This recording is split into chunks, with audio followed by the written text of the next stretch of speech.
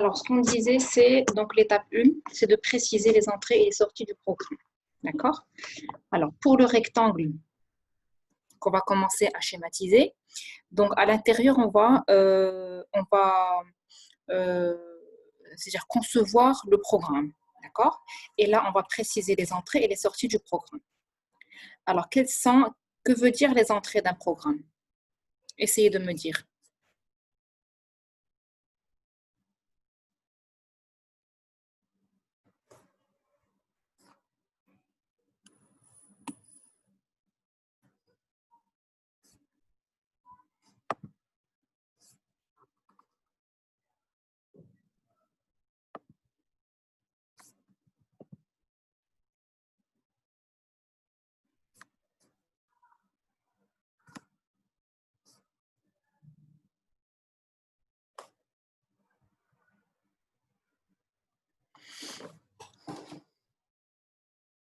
Vous avez une idée?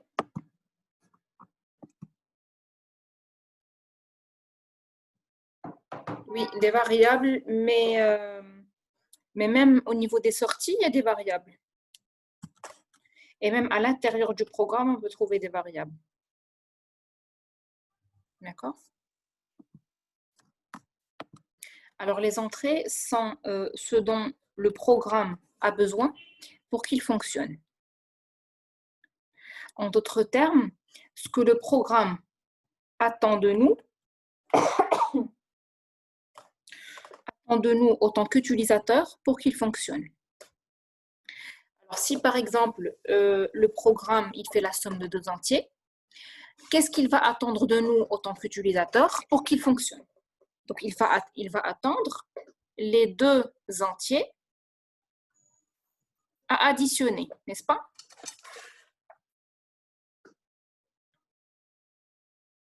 Donc, qu'est-ce qu'on va mettre au niveau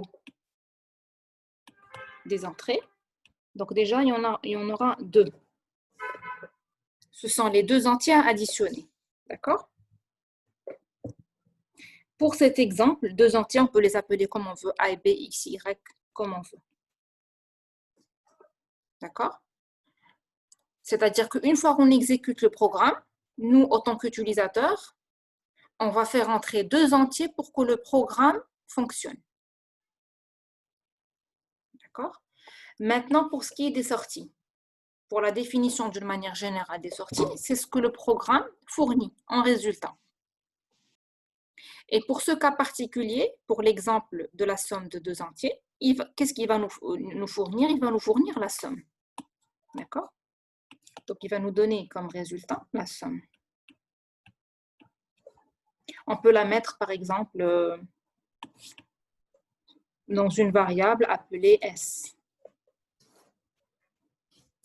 Donc, notre programme prend en entrée A et B, ou bien deux entiers, et nous fournit en résultat, nous donne en résultat un S, qui est la somme des deux entiers. D'accord? Alors, pour le moment, je vais vous demander à chaque fois de faire le schéma des entrées et des sorties. On va l'appeler comme ça, le schéma des entrées et des sorties. Ça va vous aider dans l'écriture du programme, comme on le verra là tout de suite. D'accord? Donc, on a vu l'étape 0, c'est la c'est-à-dire la compréhension en détail de l'énoncé pour qu'il soit correct sémantiquement. D'accord? L'étape 1, c'est le fait de déterminer le schéma des entrées et des sorties. Étape 3, c'est l'écriture du programme. D'accord? Alors, c'est là où je vais vous montrer donc le Canva à utiliser, ou ce qu'on appelle le patron, d'accord?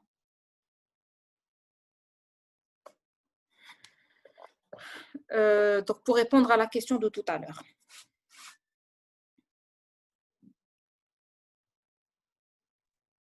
Alors, le Canva, d'une manière générale, ou le patron, d'accord? C'est un terme, donc le patron. En anglais, un pattern, d'accord? Ou donc le patron, ou bien un Canva. D'accord? Alors, c'est un terme qui est utilisé à la base par les couturiers. Alors, pour comprendre ce terme, d'abord, on définit ce que c'est qu'un patron ou ce que c'est qu'un canevas, d'accord? Alors, qu'est-ce qu'il faisait?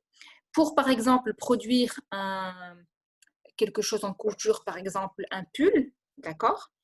Ou un pantalon ou autre, il faisait ce qu'on appelle un patron en carton, d'accord? Par exemple, il schématisait un carton comme ça, d'accord? Pour définir un pull ou la taille d'un pull et dire que ça, c'est un modèle d'un pull, par exemple, de taille M.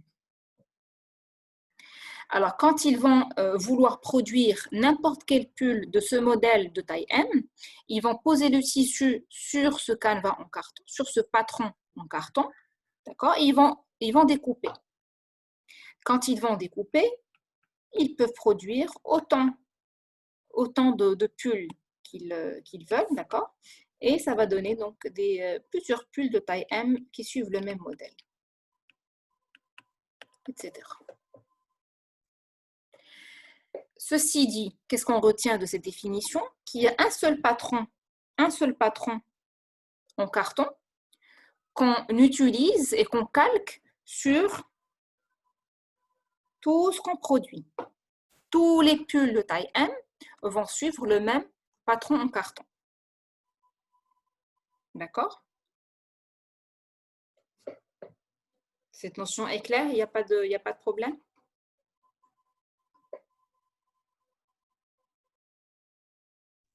Non, madame. D'accord. Alors, cette notion a été prise par la suite par les architectes. Donc, après les couturiers et les architectes.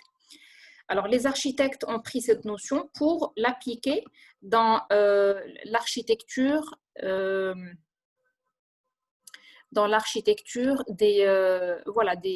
par exemple, des hôpitaux. D'accord?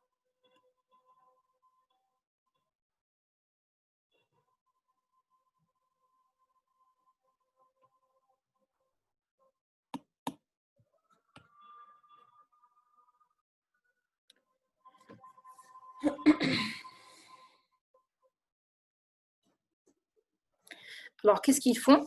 Ils font un patron initial pour dire que, par exemple, à chaque fois que nous voulons concevoir une architecture d'un hôpital, on va trouver une salle d'opération, forcément. On va trouver des lits d'opération. On va trouver des salles d'attente, par exemple. On va trouver des salles de réanimation et ainsi de suite. C'est-à-dire des choses, un hall, par exemple, une entrée, un hall, là où il y aura l'accueil, ainsi de suite. Donc, c'est quelque chose qui se répète dans toutes les architectures des hôpitaux. Donc, il y a un noyau qui est le patron, par exemple, une architecture comme ceci, où il y a tous les blocs qu'on retrouve dans les hôpitaux. Et à chaque fois qu'un architecte veut concevoir un hôpital, il va suivre le même modèle, le même patron et le même canevas pour faire la même chose, d'accord? Mais un petit peu, il va changer juste un petit peu, mais il peut suivre une grande partie de ce modèle. Cette notion, par la suite, a été adoptée par les informaticiens. Alors, pour les architectes, ce n'est pas le cas uniquement pour les hôpitaux, c'est pour toutes les architectures. Pour, par exemple, bâtir un immeuble, alors il faut, par exemple, la place de l'ascenseur, la place du garage, la place de l'entrée. Il y a des règles à respecter. D'accord? Alors, cette notion, après les architectes, a été utilisée par les informaticiens. Et ça a été adopté en conception, en modélisation. D'accord? Par exemple, on dit que pour modéliser, pour avoir un modèle d'un contexte particulier, ça va être sous forme de classe, ça va être sous forme, par exemple, de ce schéma, etc. Et à chaque fois qu'on a pratiquement le même contexte, on suit ces patrons. On appelle ça les patrons de conception. Pourquoi conception? Parce que on est en train de concevoir avec, de modéliser avec. D'accord? On est dans le langage UML ici. mais sans rentrer dans les détails. En anglais, design pattern. D'accord? Et par la suite, bien évidemment, en s'appuyant sur le même modèle, on a plusieurs modèles. En s'appuyant sur le même patron, on a plusieurs modèles. Pour revenir à l'étape 3, d'accord? Moi, dans ce contexte d'algorithme, je vais utiliser cette notion de patron pour vous donner un modèle de base. Oui? Pour vous donner un modèle de base d'un programme, d'un premier programme simple, d'accord? Que vous allez utiliser pour écrire vos propres programmes. D'accord? Et là, cette notion, moi, c'est-à-dire qu'elle n'est pas, on va dire, appliquée un peu partout. C'est juste un effort personnel, en fait. D'accord? C'est juste pour vous faciliter la tâche, surtout au début, pour vous donner l'habitude de programmer et de ne rien oublier, surtout au début. D'accord? Alors, la première des choses à mettre, c'est la fonction principale main, dont on a parlé tout à l'heure. D'accord? Alors, madame, c'est quoi après l'étape 2? Après l'étape 2, c'est l'étape 3. L'étape 3, c'est l'écriture du programme. C'est ce que je vais faire là tout de suite. Et en même temps, à travers cet exemple, je vais vous montrer le Canva ou le pattern à utiliser pour les premiers programmes. Alors, on commence par la première des choses, vous écrivez la fonction principale main qui ne va pas changer dans vos programmes. Par la suite, vous allez mettre l'accolade ouvrante pour dire que c'est le début du programme et une accolade fermante pour dire que c'est la fin de votre programme. Juste avant l'accolade fermante, vous mettez return 0, return espace 0, point virgule. D'accord? Après, juste après l'accolade fermante, on va mettre la déclaration des variables. Par la suite, donc ça va être une partie qu'on va remplir. Par la suite, il y aura une partie d'initialisation de variables. Par la suite, il y aura la partie des entrées. On va exprimer les entrées. Par la suite, on va exprimer le traitement. Et enfin, on va exprimer les sorties. D'accord? Avant le main, il y aura une partie qu'on appelle bibliothèque, que je vais expliquer un peu plus tard. On va la remplir par un appel des bibliothèques. D'accord? Alors ça, c'est comme un squelette, c'est comme un canevas vide que vous allez remplir. Et la notion de canevas, en fait, elle est utilisée à la base dans la broderie. D'accord? Par exemple, vous connaissez la broderie, par exemple, il y a une fleur, il y a la trace d'une fleur, d'accord? On donne par exemple la trace d'une fleur comme ça. Et avec le fil, d'accord, on suit le modèle pour faire en fait, pour façonner ou concevoir cette fleur. Alors, le modèle, celui-là qui est en pointillé ou en hada, c'est le canevas. Donc, il y en a ceux qui font de la couture à main levée, c'est-à-dire qu'ils ont le modèle dans leur tête et ils font de la couture sans avoir sur quoi calquer. Et d'autres, ils ont besoin de ce canevas, on va dire les débutants, pour pouvoir repasser sur le modèle. C'est la même chose. Pour les programmeurs qui ont un peu l'habitude et qui sont un petit peu avancés dans la programmation ne vont plus utiliser le Canva. Mais pour les débutants, on va commencer petit à petit. Comme j'ai dit dans la première séance, vous allez commencer petit à petit. Vous allez utiliser ce Canva que vous allez remplir petit à petit pour façonner ou pour écrire vos premiers programmes. D'accord? Alors, là, je vais expliquer partie par partie. La déclaration des variables. Que veut dire déclarer une variable? Et c'est quoi une variable? Et il est caractérisé par quoi?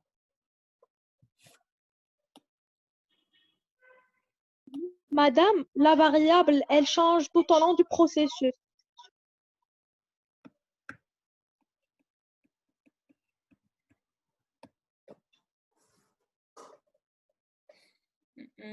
Pas forcément.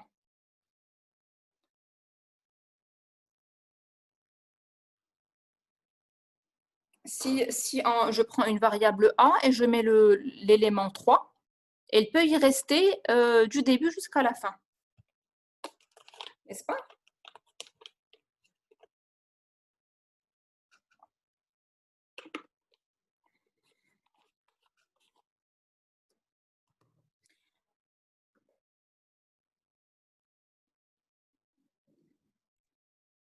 Alors, une variable, c'est une case. C'est une case dans la mémoire. On parle ici de quelle mémoire? On parle de la mémoire RAM. D'accord? Appelée aussi la mémoire, une mémoire volatile. Pourquoi ici on parle de mémoire RAM ou volatile? Parce que donc c'est là où on va stocker toutes les valeurs qu'on va utiliser, le 5, le 7, si on veut faire l'addition de 5 et 7. Donc on va stocker le 5 et on va stocker le 7 et on va stocker même leur somme, qui est 12, dans la mémoire RAM. Si on va faire la somme de deux entiers, 5 et 7, et ça va nous donner 12, on va utiliser de la mémoire pour pouvoir stocker ces valeurs. Sauf qu'on ne va pas les stocker au niveau du disque dur de votre ordinateur, mais on va les stocker dans une mémoire autre que le disque dur, qui est la mémoire RAM. Pourquoi on dit qu'elle est volatile? Parce qu'une fois qu'on éteint l'environnement, c'est-à-dire qu'on éteint, on finit le programme, on l'éteint, ou bien on éteint l'ordinateur, les cases de la mémoire, c'est-à-dire que les cases de la mémoire sont vidées. D'accord? Donc, si par exemple on fait la somme de 5 et 7 et ça nous donne 12, une fois qu'on finit le programme ou on éteint l'ordinateur, quand on va rallumer l'ordinateur, on va dans les mêmes cases, on va les trouver vides. D'accord? Il n'y a pas la notion d'enregistrement.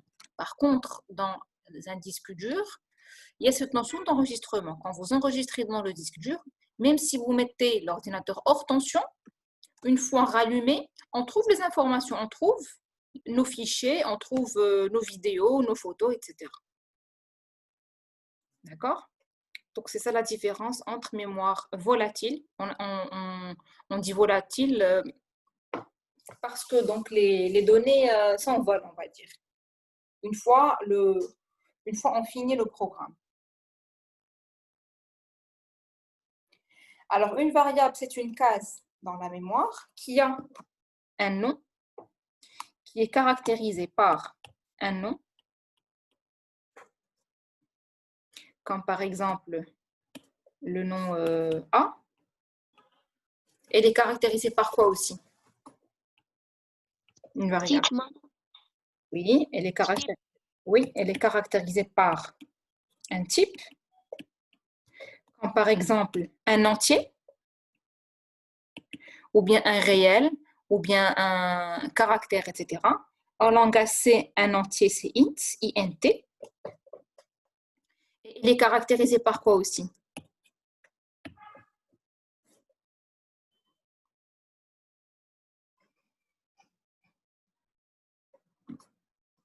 Madame, s'il y a une constante. Pas forcément une constante, c'est une valeur qui ne change pas justement, comme ce qu'elle a dit tout à l'heure.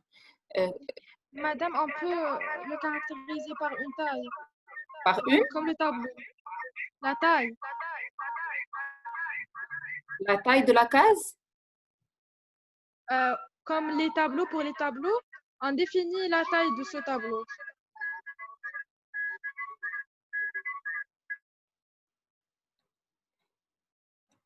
Alors, pour la taille des tableaux, par exemple, quand on déclare un tableau, par exemple, int t de 20, ça veut dire qu'on est en train de réserver 20 cases dans la mémoire.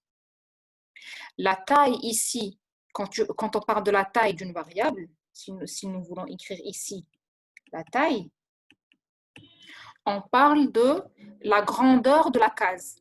On est dans une seule case. On parle et on est toujours dans une seule case. Ce n'est pas comme les tableaux. Si on déclare un T de 20, un tableau de 20, ça veut dire qu'on est en train de manipuler 20 cases. Ce n'est pas le cas pour une variable telle qu'une variable A, par exemple, qui n'est pas un tableau.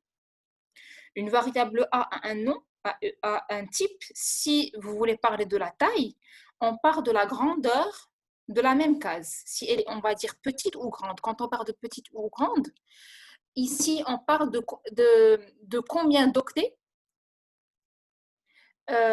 combien elle a de capacité en termes d'octets. Est-ce que c'est, par exemple, 2 octets, ou bien 4 octets, ou bien 8 octets, par exemple. Si on verra par la suite un tableau qui parlera de ça, de la taille. Et la taille, elle dépend du type, en fait. La taille, elle dépend du type. S'il s'agit d'un grand réel, en langage C, on l'appelle double, alors la case aura une grande taille.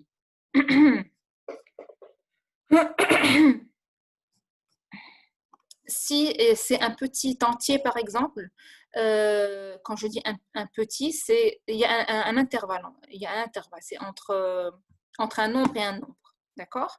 La taille, par exemple, elle est uniquement de 4 octets et non pas de 8 octets. D'accord? Alors, le nom, la taille, le type et quoi d'autre?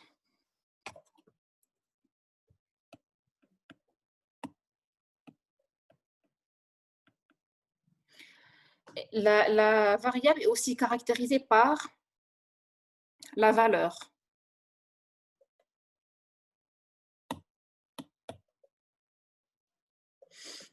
Par sa valeur. La valeur, c'est donc l'élément qu'on met à l'intérieur de la case.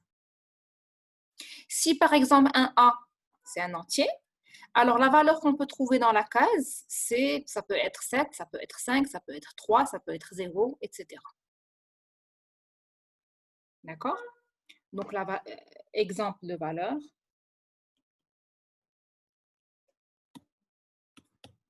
C'est le nombre 2. Est-ce que ces notions sont claires?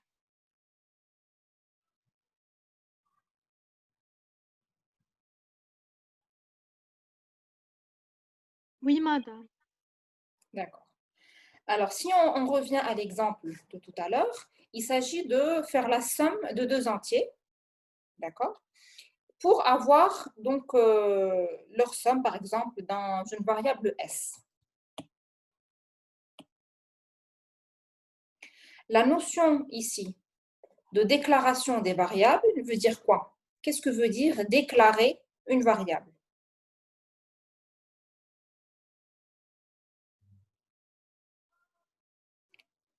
Déclarer une variable A, par exemple.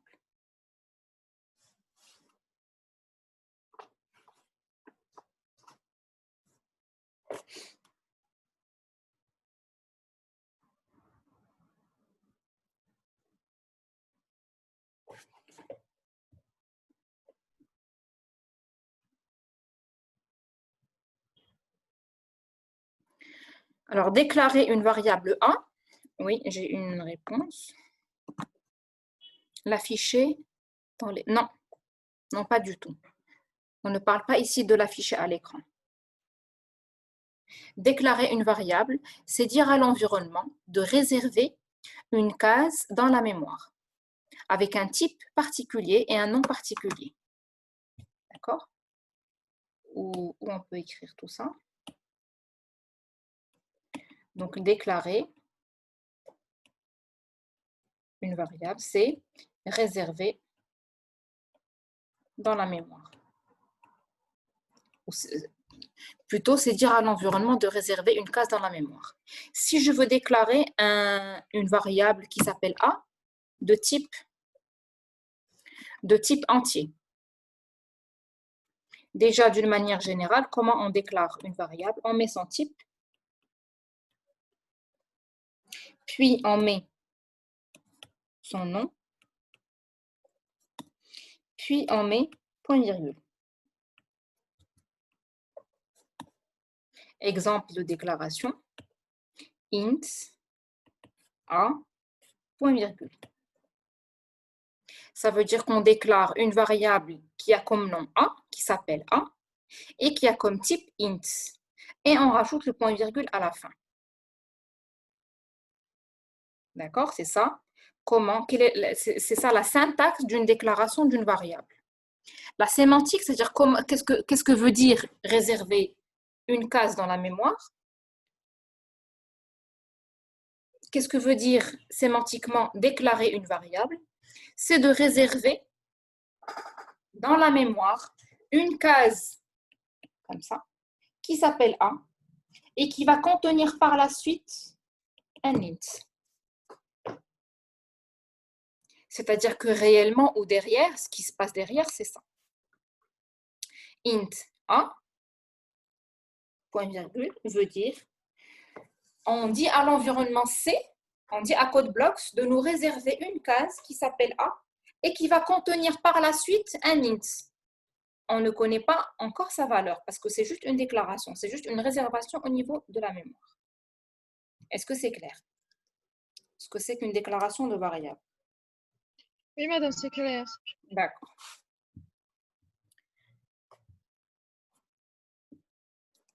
Donc là, on est ici. Je vous ai expliqué ce que c'est que la déclaration des variables. Maintenant, pour notre exemple, quelle variable nous allons déclarer? Pour l'exemple de... Oh là là. Pour l'exemple, celui-là. De la somme de deux entiers. Quelle variable nous allons déclarer?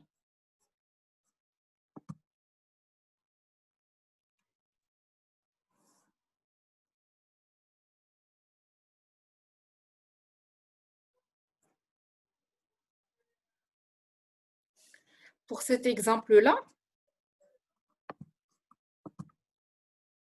oui, Nouhaïla, A, B et S. Donc, elle a dit A, B, S, c'est correct.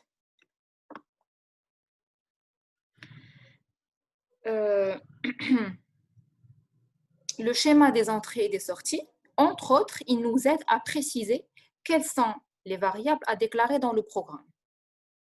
Donc là, nous avons deux entrées et une sortie. Qu'est-ce que ça signifie au niveau de la déclaration? Ça veut dire qu'au moins, et là je souligne le mot au moins, ça veut dire qu'au moins nous allons déclarer trois variables qui sont A, B et S. Pourquoi je dis au moins? Parce que des fois, à l'intérieur du programme, on a besoin de variables intermédiaires. Mais là, ce schéma déjà, il nous montre qu'on va déclarer 2 plus 1, il y a 3 variables. Donc, on va dans notre schéma de tout à l'heure, celui-là, et on déclare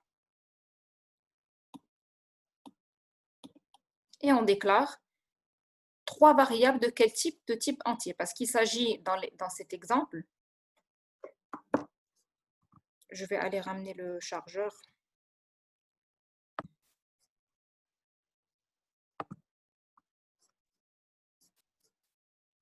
Il y a toujours l'écran qui est affiché? L'écran blanc? Le de... Oui, madame. Tableau, d'accord.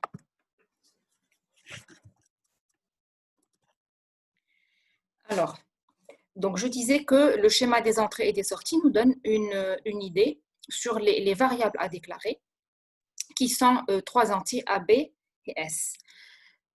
Dans la partie déclaration des variables, on va déclarer 3 variables. Donc, qu'est-ce qu'on va écrire? On va écrire d'abord le type, int. Donc, soit on va écrire int A, int B et int S. Mais pour faire plus compact, on va dire, on peut écrire comme ça, puisqu'ils sont du même type, A, B et S, point virgule. Donc, derrière ceci, qu'est-ce qui se passe? Au niveau de la mémoire, qu'est-ce qui se passe? Vous me dites, s'il vous plaît? Il y a 3 cases où on peut stocker la variable A, B et S. Il y a une réservation de 3 cases au niveau de la mémoire. On lui dit de nous réserver 3 cases au niveau de la mémoire, donc appelées A, B et S, qui vont contenir par la suite des entiers, comme ça. Donc toujours, déclaration, elle est en relation avec la mémoire. Elle n'a rien à voir avec l'écran. D'accord? Maintenant, la partie initialisation. Celle-là. Qu'est-ce qu'on fait dans la partie initialisation? Alors, la définition d'initialiser, déjà on parle d'initialisation de variable. Que veut dire initialiser une variable? C'est de lui donner une première valeur au début, à t égale à 0. D'accord? Donc, par exemple, on peut mettre, juste pour un exemple, A reçoit 0, point virgule. A reçoit 0 veut dire quoi? Ça veut dire qu'on va donner ici, dans la mémoire, on va mettre ici 0. C'est tout. Alors, cette histoire d'initialisation de variables, des fois, elle est optionnelle et des fois, elle est obligatoire pour que le programme marche. Quand est-ce qu'elle est obligatoire? On le verra, je vais vous l'expliquer un peu plus tard. Elle est optionnelle, ça veut dire qu'on peut la mettre comme on peut ne pas la mettre. Dans le cas où A reçoit 0, on peut la mettre comme on peut ne pas mettre le A reçoit 0. Pourquoi? Parce que de toutes les manières, l'utilisateur va choisir un autre nombre de son choix pour qu'on fasse l'addition de A et B. Donc, soit on met A reçoit 0 ou on ne le met pas, c'est optionnel. Ici, c'est uniquement pour vous expliquer ce que c'est que l'initialisation. A reçoit 0. Le reçoit avec quoi je l'ai exprimé? Avec ça. Qu'est-ce que veut dire reçoit? On verra tout ça en détail par la suite. Reçoit, ça veut dire qu'on donne ce qui est à gauche à ce qui est on donne ce qui est à droite à ce qui est à gauche. Le 0, on le met dans A. Le 0, on le met dans A. D'accord? C'est l'équivalent de ça en algorithmique. A reçoit 0. Bon, mais là, je l'ai expliqué. Sans comprendre l'algorithme, le 0, on le met dans A, c'est tout. Au niveau de la mémoire. D'accord? Alors, on a fini les deux blocs, déclaration des variables et initialisation des variables. Il nous reste entrée, traitement et sortie. Pour ce qui est des entrées. Dans cette partie, on va exprimer les entrées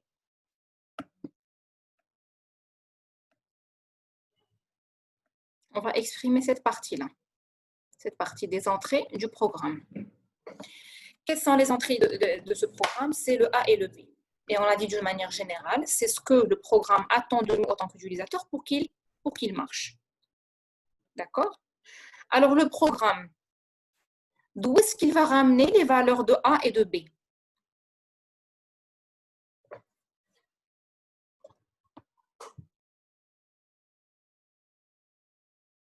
C'est qui va faire rentrer ces entrées?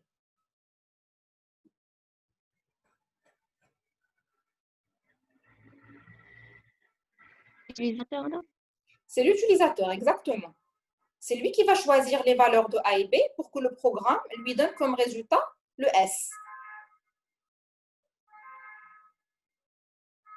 D'accord? Alors, qu'est-ce qu'on va écrire au niveau du programme pour communiquer avec l'utilisateur?